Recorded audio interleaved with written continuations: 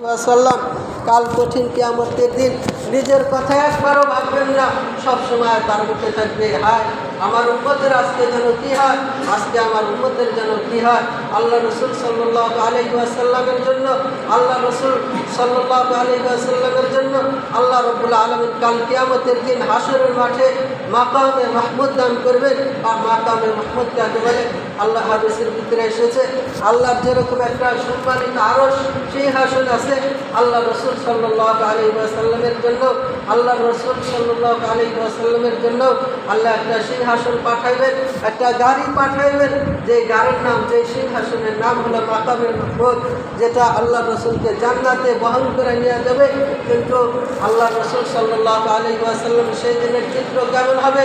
আল্লাহ রসুল, আল্লাহ তো তার জন্য আরশের মতো একটা বাহন পাঠিয়ে দিবেন, মাকামে মাহমুদ পাঠিয়ে দিবেন। আল্লাহ রসুল সেই সিংহাসনে বসবেন না।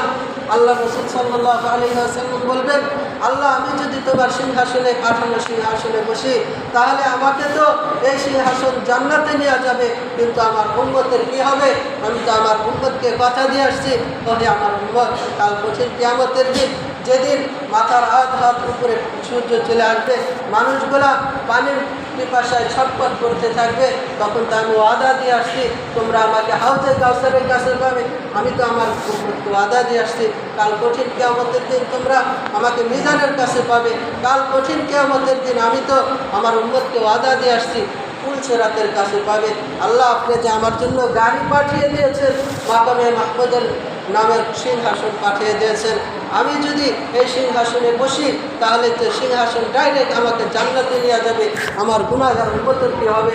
আল্লাহ রসুল সিংহাসনে বসবেন না, আল্লাহ সম্মানার্থে আল্লাহ যে সিংহাসন পাঠাইছেন সিংহাসনের উপর হাত রাখবেন আর আল্লাহকে এই কথা বলবেন, আল্লাহ আপনারা বলেছেন ওয়ালা সাউফা ইউতিকা রাব্বুকা ফাতারদা, আপনি আমাকে সন্তুষ্ট করবেন।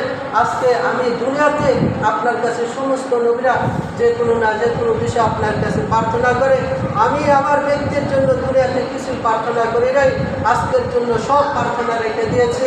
আপনারা আমাকে দুনিয়াতে ওয়াদা করেছেন কাল কঠিন কিয়ামতের দিন তোমাকে তোমার উম্মতের বিষয়ে সন্তুষ্ট করা হবে। আজকে আমাকে আমার গুনাহগার উম্মতের ব্যাপারে সন্তুষ্ট করেন। আল্লাহ রসুল সাল্লাল্লাহু আলাইহি ওয়াসাল্লাম একবার হাউজে কাউসারে দৌড়াইতে থাকবেন যে আমার পিপাসার্থ উম্মতগুলো আয়সা না জানি পানির পিপাসায় ছটফট করতে থাকবে, আমি আমার উম্মতকে পানি পান করাইব। ওইদিকে এইদিকে যাদের পানি পান করানো হয়েছে ওইদিকে তারা আবার মিজানে চলে যাবে। আল্লাহ রসুল এখান থেকে দূর দিয়ে আবার মিজানে যাইবেন, না জানি আমার কোন উম্মতের গুনার পাল্লা ভারী হয়ে গেল আর আল্লাহ তাকে জাহান্নামে দিয়ে দেবেন। আল্লাহ রসুল মিজানে যায় তার জন্য সুপারিশ করবেন, তার পাল্লাটাকে ভারী করার ব্যবস্থা করে দেবেন। দেখবেন তার কোনো আমলনামা আছে কিনা, দরুদের কোনো আমল আছে কিনা, নামাজের কোনো আমল আছে কিনা, বিভিন্ন আমল করে যা আল্লাহ রসুল নিজের সুপারিশ করে তার আমলের পাল্লা ভারী করে তাকে পুল সিরাতের দিকে পাঠিয়ে দেবেন।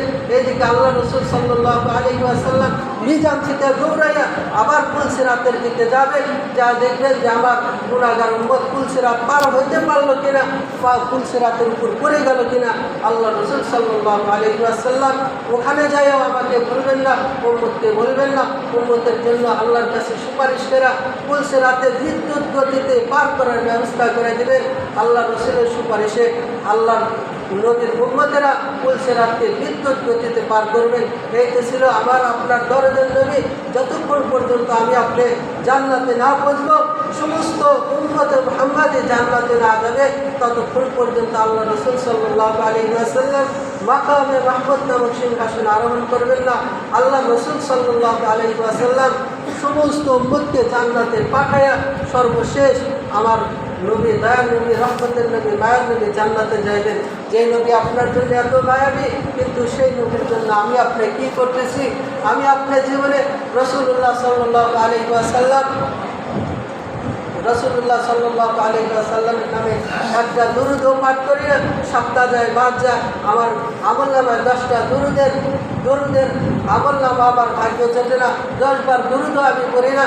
আমি মুসলমান, কিন্তু আমি আল্লাহ রসুলের সব সুন্নতগুলোকে বাস্তবায়ন করি না। কিছুক্ষণ আগেও বললাম, অনেক ভাই কেবল আসছে, আবার বলছি যে আল্লাহ রসুল সাল্লাল্লাহু আলাইহি ওয়াসাল্লাম আমার আপনার প্রতি এত মায়া করতেন, কিন্তু যে রসুল নিজের জন্য দুনিয়াতে কিছুই চান নাই, সব কিছু কিয়ামতের দিন চাইবেন আমার আপনার জন্য। আরও নিজের মাকামে মাহমুদে বসবেন না, পুলসেরাতে দৌড়াইবেন, মিজানে দৌড়াইবেন, হাসনের ময়দানে বিভিন্ন জায়গায় দৌড়াইবেন, কিন্তু সে রাসূলের সুন্নত দাড়ি মোবারক আমরা রাখতে পারি না, সেই রাসূলের আদর্শ নিজের জীবনে বাস্তবায়ন করতে পারি না। আমি আপনার যদি মাথাটা করি, দেখা যায় যে অমক খিলারের মতো আপনার চুলটা কেটেছেন, কিন্তু একটা হুজুরের মাথা আপনি দেখেন, তার মাথাটা সুন্নত তরিকায়, রসুলের সুন্নত তরিকায় চুল কাটা আছে। আপনি রসুলের স্টাইলে পাঞ্জাবি পরিধান করেন না, নিজের জীবনকে শরীরটাকে রসুলের স্টাইলে সাজাইতে পারেন না, কাল কঠিন কিয়ামতের দিন আল্লাহ রসুলকে আপনাকে সুপারিশ দেবে। আর একটা ঘটনা বলে শেষ করি। হযরত মূসা আলাইহিস সালাতু ওয়াস সালাম যখন নীল নদ পারি হইতে লাগে, পারি হওয়ার সময় আল্লাহ নবী মূসা আলাইহিস সালাতু ওয়াস সালাম দলবল সহ নীল দরিয়া পারি হয়ে যায়, তখন তার সাথে একটা লোক ছিল যার নাম ছিল মূসা সামরি। আল্লাহ নবী বললেন, হে আল্লাহ, এই লোকটাকে আপনি কেন আমাদের সাথে পার করে নিয়ে আসলেন? এই লোকটাকে তো আটকে যাওয়ার কথা ছিল। তা আল্লাহ রাব্বুল আলামিন উত্তর দিলেন, হে মূসা, তো তাকে আমি কেমনে আটকাবো?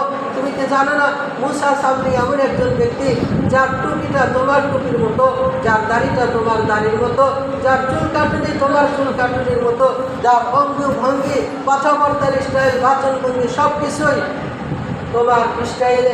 যদিও সে তোমার সাথে মুনাফিকি করে, যদিও তোমার সে বিভিন্ন কুৎসারাটা, যদিও তোমার সাথে তোমাকে ক্ষতি করার চেষ্টা করে, কিন্তু তোমার লেবাস পোশাক তোমার মতো হওয়ার কারণে আমি তাকে ধ্বংস করতে পারি নাই। যে আমার দাড়ি আমার বন্ধুর দাড়ির মতো যার দাড়ি, আমার বন্ধুর পোশাকের মতো যার পোশাক, আমার বন্ধুর চাল চলনের মতো যার চাল চলন, তাকে কেমনে ধ্বংস করি? সেই জন্য আল্লাহ রাব্বুল আলামিন সেই দিন মূসা সামরিকে ধ্বংস করেন নাই, অথচ সে একজন পাক্কা মুনাফিক ছিল। মূসা আলাইহিস সালামকে সবচাইতে বেশি কষ্ট দিতেন, কিন্তু কাল কঠিন কিয়ামতের দিন আপনি আমি আল্লাহ রাসূল সাল্লাল্লাহু আলাইহি ওয়াসাল্লাম তো গুনাহগার উম্মতকে সুপারিশ করে জান্নাতে নিয়ে যাইবে, কিন্তু গুনাহগার উম্মতকে চিনবে কেমনে? আমি যদি এখন অনেকেই আসি আমরা এখানে, যদি আমি হঠাৎ রাস্তায় কোথাও মরে যাই, হয়তো দেখা লাগবে লুঙ্গি খুলে আমাকে চেক করে আমরা মুসলমানের সন্তান না হিন্দুর ঘরের সন্তান। আরে এরকমই যদি হয়, আমাকে হঠাৎ মৃত্যুর কারণে, রাস্তাঘাটে মৃত্যুর কারণে আমাকে চেক করে আমাকে দাফন করতে হয়, তাহলে তোমার কিসের মুসলমান? আমি যদি এই যে মেম্বারের উপর বসে আছি, আমি যদি এই অবস্থায় কোথাও বাড়িতে যাওয়ার পথে মৃত্যুবরণ করি, আমাকে দেখে একজন বলবে এটা মুসলমান, তাকে মুসলমানের কবরস্থানে দাফন করতে হবে। কিন্তু তুমি যুবক, তোমাকে কে বলবে যে তুমি মুসলমান? তোমার চেহারার ভিতরে না আছে আল্লাহ রসুলের সুন্নত, তোমার গায়ে না আছে আল্লাহ রসুলের সুন্নত। তোমাকে তো মৃত্যুর পর হঠাৎ মৃত্যু যদি তোমার হয়ে যায়, তাহলে তোমাকে চেক করতে হবে লুঙ্গি খুলা যে আসলে এটা মুসলমানের সন্তান না কিসের সন্তান। সেই জন্য এই সমাজ ব্যবস্থাকে যদি সুন্দর করতে চান, তাহলে আল্লাহ রসুল সাল্লাল্লাহু আলাইহি ওয়াসাল্লামের সুন্নতকে আমাদের জীবনে ধারণ করতে হবে।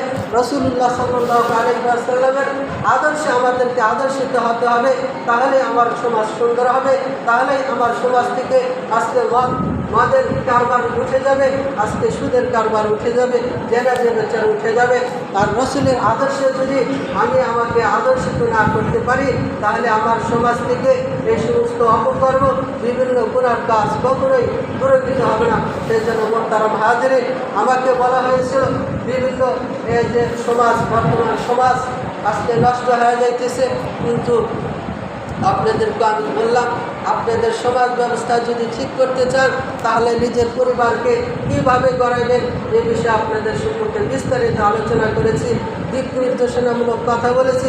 নিজের পরিবারকে সময় দেবেন, নিজের সন্তানদেরকে গড়বেন, তাহলেই নিজে যদি নিজের সন্তানকে করতে পারেন, তাহলেই এই সমাজ থেকে আল্লাহ রাব্বুল আলামিন সমস্ত অপকর্ম দূর করে দিয়ে সমাজকে শান্তির সমাজ হিসেবে উপহার দেবেন। যে কথাগুলো বললাম, আল্লাহ রাব্বুল আলামিন মানার তৌফিক দান করুন।